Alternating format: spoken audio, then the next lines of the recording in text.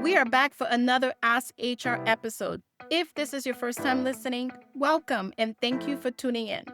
Ask HR is the podcast dedicated to being your trusted resource outside of your company walls.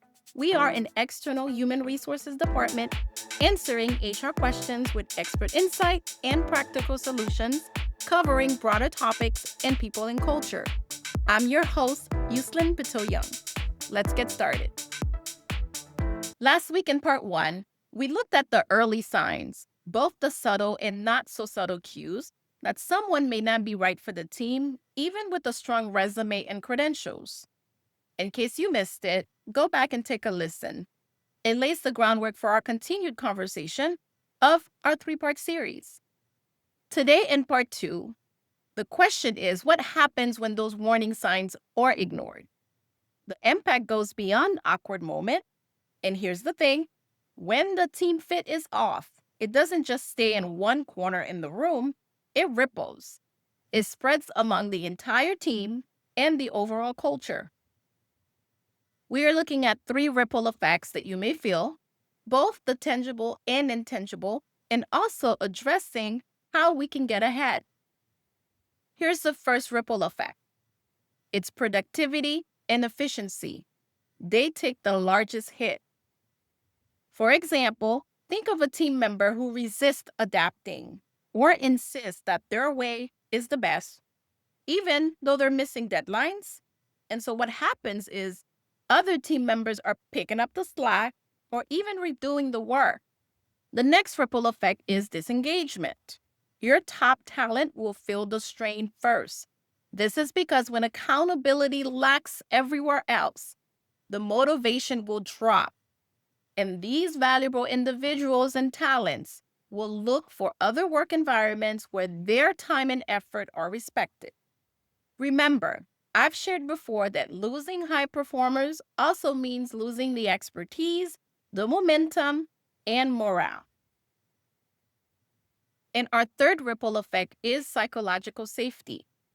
That will begin to fade. This is because poor team fit breeds tension. Teammates will hold back ideas because they now fear dismissal or there's just constant interruption. Remember our what if mindset from part one. What if someone is skilled but unintentionally shuts others down? This is another example of social isolation within the team. That silence is going to cause loss of innovation, motivation, and it goes back to disengagement.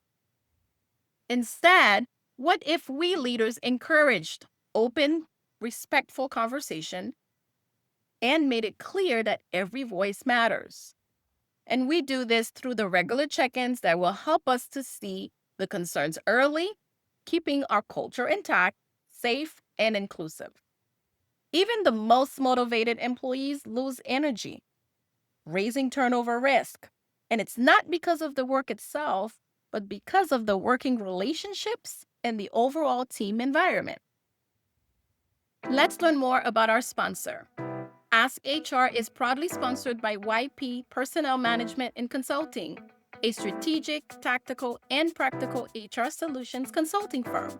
Whether you need strategic HR planning, tactical execution, or practical day-to-day support, we've got you covered. Visit YPPMC.com and learn how we can be of help. We are your resources at work. Now that we know how to detect the early warning signs from part one, and we now understand a little bit more about the ripple effects, how do we get ahead? In my professional experience, I've learned that when I've invested in assessing team fit, meaning slowing down, going beyond the skills to values, I get more on the back end with the work style and better communication. So here's what I recommend. Focus on structured interviews.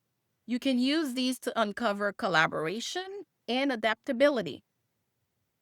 Consider peer interviews and team exercises so the candidates and individual team members can gauge alignment. You can also use continuous monitoring throughout the entire employee lifecycle. And this is done through the onboarding check-in at the beginning, using a 360 feedback, the one-on-ones to be able to catch the early signs and encourage more honest dialogue, and keeping a continuous feedback culture. The next step is the shared accountability, because this isn't just a leadership challenge, it's a team effort. I do mean people leaders, HR professionals, and you and I as employees. First up, dear people leaders, act early. Shift from hoping someone fits in to actively guiding alignment. You can use these 3 what if questions. What if the employee or individual doesn't realize their impact? What if small communication changes could shift the team dynamic? And what if we wait and lose more top talent? Being proactive means addressing concerns before they escalate. And so partner with your HR leadership. Use coaching and leverage tools like our Team Fit and Accountability Toolkit we introduced in part 1. And my dear HR professionals, empower your leaders with comprehensive training and accessible resources that will confidently address misalignment early and will help to foster open dialogue, and we're able to find a respectful path forward. And to my fellow employees, this isn't just leadership responsibility alone. How we show up matters. Feedback isn't personal, it's a chance to grow. No one is out to get you. And flexibility plus strong relationship matters as much as meeting our goal and target. And before we wrap up our episode, thank you to our sponsor, YP Personnel Management and Consulting. YPPMC goes beyond the traditional HR consulting by offering a comprehensive suite of HR services and compliance, from HR technology to leadership and development, and much more. These services collectively support your HR operation and needs. Visit yppmc.com and book your free consultation today. We are your resources at work. To recap, these patterns may be familiar or new to you, and they are measurable at the beginning of the employee life cycle. As I shared in part 1, that's why the new hire introductory period is critical. Use this window to observe patterns, assess fit, and build a proactive warning system into your team's framework. Because left unaddressed, the poor team fit will chip away at the foundation of your overall healthy team. Remember, addressing poor team fit is challenging and also essential to building a high-performing, psychologically safe, innovative team. When we are able to spot concerns and issues early, we're able to support each other, starting from the top, holding everyone accountable, shifting from cultural fit to cultural add. And more importantly, we can focus on building teams that are dynamic, resilient, and future ready. In part 1, we learned to spot the signs. In part 2, we saw the cost of ignoring them, which is a slower progress, lower trust, and a culture of losing its edge.